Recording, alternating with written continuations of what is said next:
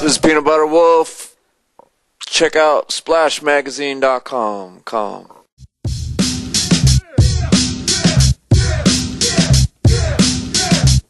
Always have to do that. Oh, I should have brought the records up that I bought. But, yeah, I didn't find all that much this time. I found some early electronic stuff and some prog rock and stuff like that. So there were like three or four good ones that I got.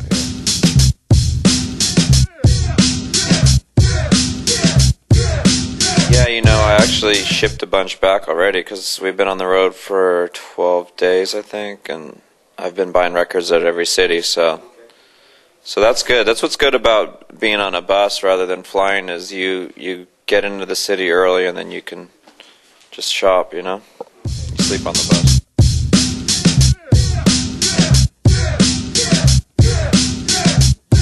It's been really good. I mean, we've every show's different. I think tonight's going to be good. The stage is good. The sound is really good. And, you know, I'm DJing with music videos, so when it's a big screen, it makes that a big difference. So, yeah, tonight will be really good. But overall, yeah, I'd say we had maybe one bad show and about 12 good ones. So there was like one show where they kept changing the venue, and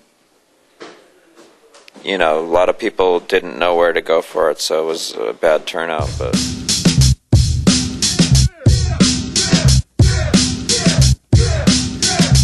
was good. I didn't know what to expect because their music is a lot different than ours, but you know, I really liked their music, and it seemed like the fans liked both them and us. I didn't know if their fans would like us or our fans would like them, you know, but I mean, of course, in Paris, they're big everywhere, so it was a good show, yeah.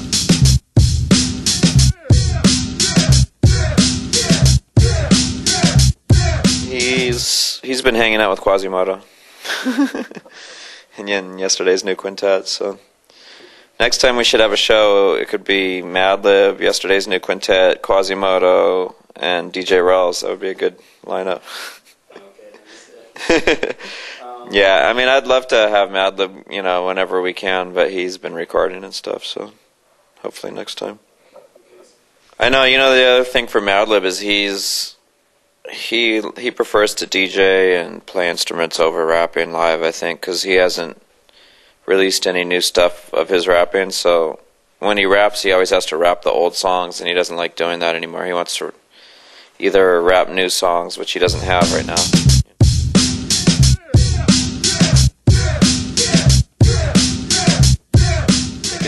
They always have the wrong well, a lot of people have the wrong expectations. I think even with Madlib as well, you know. Like you were asking why Madlib isn't coming, and I think he gets frustrated sometimes, but I mean,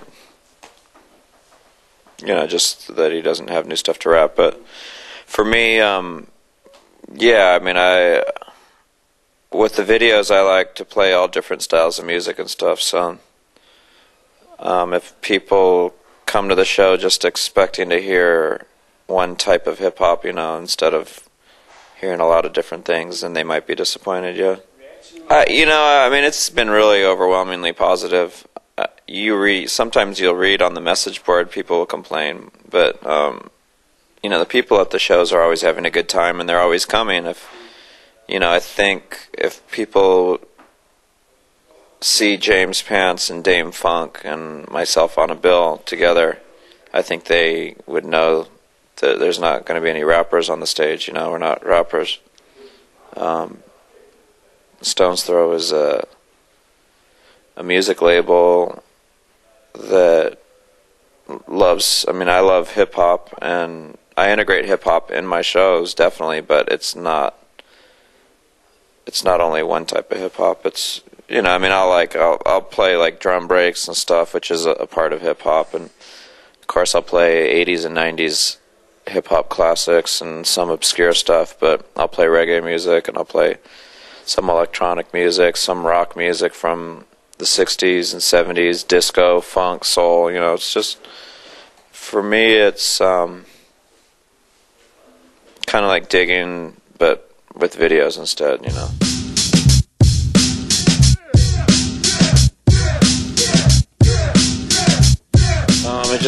I guess I was always interested in videos as a kid, and a lot of times the videos that I liked, I could never see them.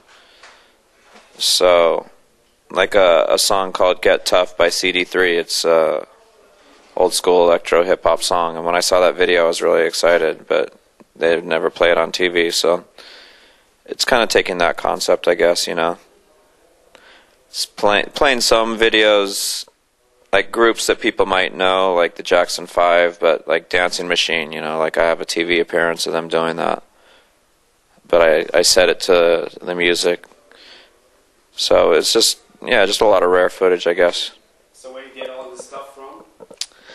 All over the place. I buy bootlegs from some people. I buy a lot of VHSs and DVDs. There are some websites that I was getting it from for a while. There was one website that closed down because it was illegal, but I got some videos that way, you know, just different places.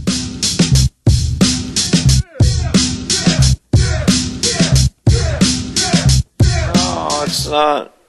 I've just heard a lot of music that I like that is different, you know. I mean, I think that started with Captain Funkaho. That was I want to say in 1999 or, you know, 1998. So it's been 10 years that I've been releasing all different music. This isn't something new. But, yeah, Breakestra, Yesterday's New Quintet, when Madlib started doing the jazz music. But,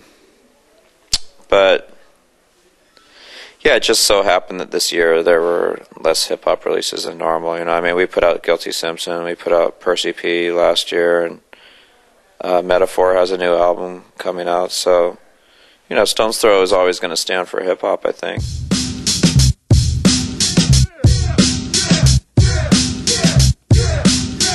Yeah, Raymond Prince is somebody that, as a kid, I bought his records, and that 12-inch Strange Life, I thought, when that came out, that was really interesting to me.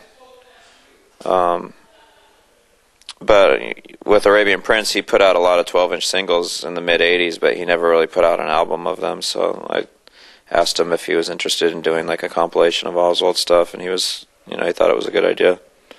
So, but yeah, I mean, I've always loved electro, you know, starting with Kraftwerk and Kano and those groups like Yellow Magic Orchestra. But then, of course, like Planet Rock. After Planet Rock came out, I was buying tons of electro music.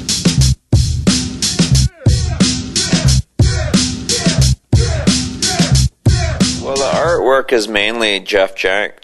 Jeff has been our art director ever since. He's actually Captain Funkaho too, but I've known him since we were teenagers, you know, since we were young kids, and he is in charge of all the artwork. But he works with different designers. Like Para is one of the guys that, you know, Para likes our music and has agreed to do stuff with us, and guys like James Rotano, you know, who created the Mad Villain stuff, like the Masters of Illusion videos. Yeah, he did stuff with Cutmaster Kurt and Cool Keith and Bismarck and stuff. But so, yeah, I mean, that's kind of Jeff's department. He chooses people that he thinks are good, because Jeff doesn't have time to do everything, and he likes other people's style as well. So.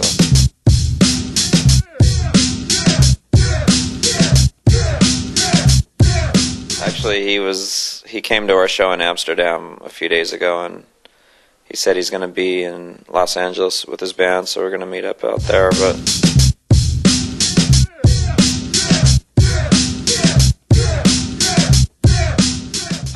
yeah, I mean, I heard the one song that they had a video for. I liked it.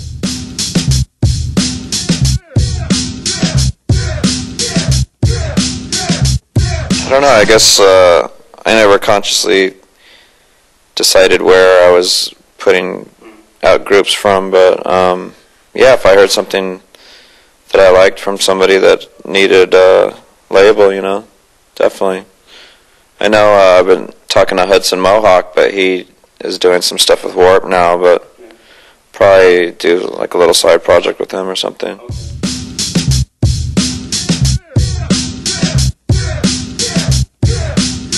I don't think think it'll ever get played out. I think it's been around always, but sometimes it gets more popular than others, you know. Yeah, I mean, I guess it goes up and down, but I think also Ed Banger is earlier in their career, so they'll probably branch out a little more later, maybe. But I mean, even within their camp, their stuff is a lot different, though. Their stuff doesn't all sound the same to me at all.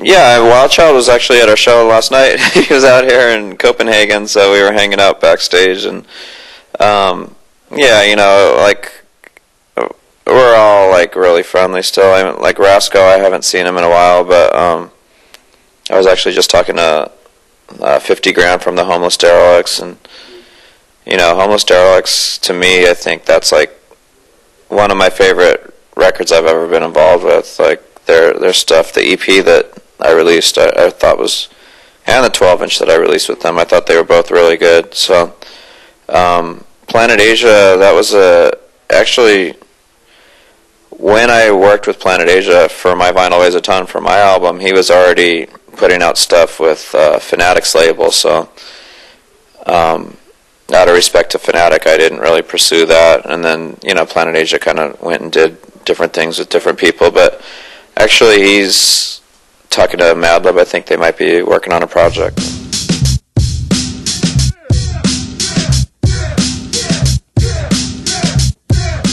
No. We've never had that happen yet. Okay. Yeah, I mean, Madlib, you know, everything he makes is incredible, so he could do anything, I think. But it's funny, like the last record that he put out, the Beat Conductor, you know, he like sampled some stuff of me yelling from a from a live show, and it sounded really funny, but I didn't know that it was in there until I heard the record. I was like, oh man, because it was, you know, I was really drunk, and I was just screaming like, motherfucking Madlib! And I remember I was listening to it, and I was like, who the hell was that?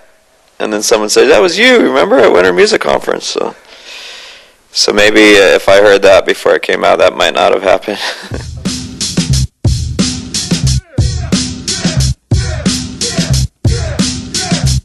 Right. Yeah, I know they're working on stuff. Yeah, I haven't heard any of it yet, but I'm sure it'll be great. I mean, it's good that Alchemist and Pete Rock both understand Ono's talent, and you know, I think a lot of times it takes other artists to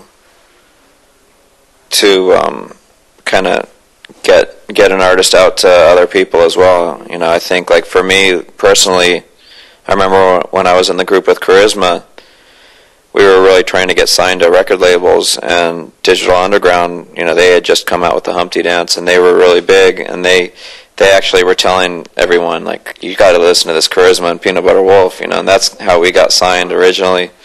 So a lot of times, I don't know, I just think artists should also, you know, look to other artists, and then it seems like that's what Ono's doing, you know, he's getting props from other guys, and he's really good at taking advantage of those opportunities and turning it into something, you know. He's like really outgoing guy, and knows a lot of people, so.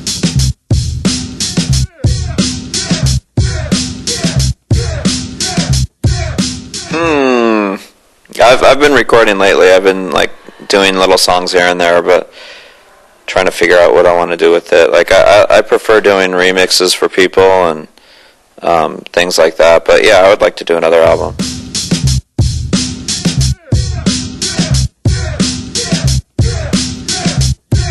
No, yeah, I mean, you definitely notice it. I think everyone notices it because the record stores are all closed down. There's no place for people to buy music, even if they want to. But you know, people they buy from iTunes and downloads and stuff. But no, we definitely are not selling as much as we used to, like even 3 or 4 years ago. And you know, I think that's every label that I speak to, it's kind of the same story. So the fact that we're selling anything is good for me.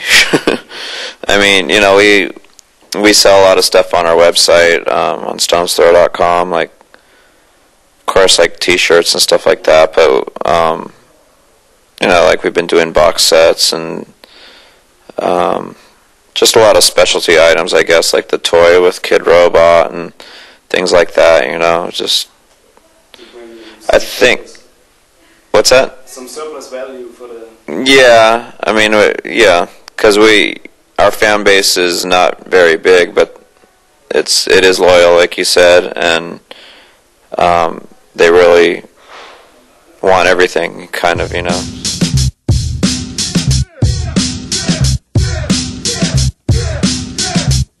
It used to be like 85% CDs and 15% vinyl.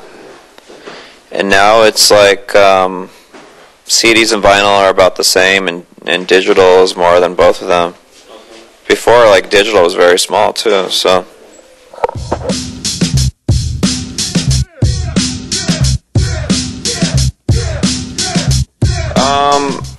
I would love to stop making CDs. I hate CDs, but I don't ever want to stop doing vinyl. I mean, you know, we'll still do CDs too, but yeah, it crosses my mind. Some of our stuff is only vinyl and digital. Like I started this series called the Rhythm Track series. You know, we had James did one, and Baron Zen and Dame Funks, and that was vinyl only. You know, so yeah, CDs.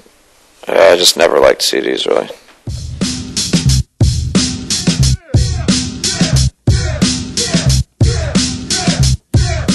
Well, yeah, I don't want to say never because the pressing plants might go out of business, or it might just, you know, a lot of pressing plants are going out of business too, but I've heard that you can no longer make floppy disks either, you know, the floppy records. Like, I heard that the pressing plant for that closed down. Flexi disk is what it's called, sorry. Floppy disk, yeah, is for computers, but floppy disk is for computer, but flexi disk is the record that you can bend. You know, a lot of times it would come in a magazine, really thin, yeah.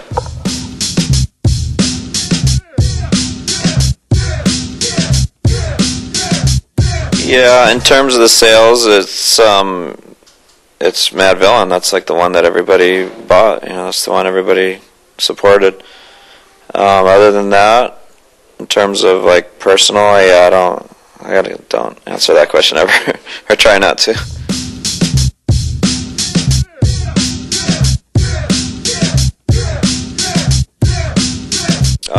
A lot of the records, well, like, I remember when Loop Pack first came out, you know, and The Source reviewed it, and they gave it 2.5 mics out of 5, and I was upset with that. I thought personally it was like a 4.5 or something, you know, like really high, but at least 3.5 or 4, not 2.5. 2.5 is like really, really bad. So I wrote a letter to The Source, and they published my letter, but then after that, we never got any reviews or anything. Like The Source really, it was done with Stone's Throw. But now actually they've started reviewing our stuff again, so it's good. So I should keep my mouth shut with with the press. You're never supposed to say bad things about them.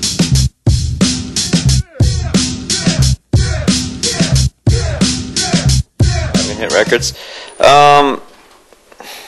Yeah, I like having hit records. We never really, we don't try to make hits, I think. I think the more we tried making hits, the less it happened always. Like, something like Accordion by Mad Villain was more of a hit with it, without trying to be a hit. It just was a good beat and good raps, and everybody liked it. You know, we have like a lot of underground anthems, but yeah, we've never had anything that has been really like on the radio and the video channels and all that. So you don't mind? I don't know. I mean, in a way I do, but then if I really did, then I would try to make hits, I think, more, you know, so, which I don't try to make them, so yeah. But Madlib is like, out of everybody, like I get upset more that like Madlib hasn't won a Grammy award, or, you know, I want Madlib to win awards and stuff like that, but he doesn't really care, so I need to take his attitude more, I think.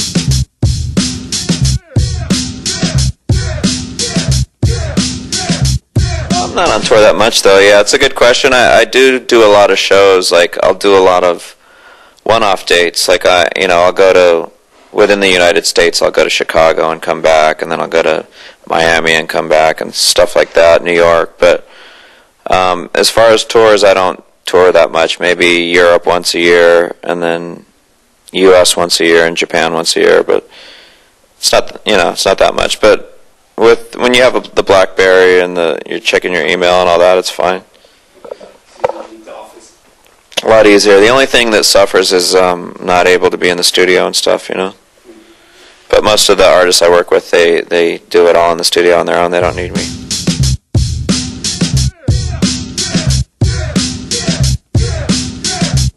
No, I like being involved in more of the creative decisions. I mean, I have to be involved with the sound of all the records that come out, and like Jeff Jank, the art director, he shows me album covers before they get pressed. But if I was in charge of every little decision, it wouldn't be a success. That's not a way to run a company. Even if I was in the office all the time. So.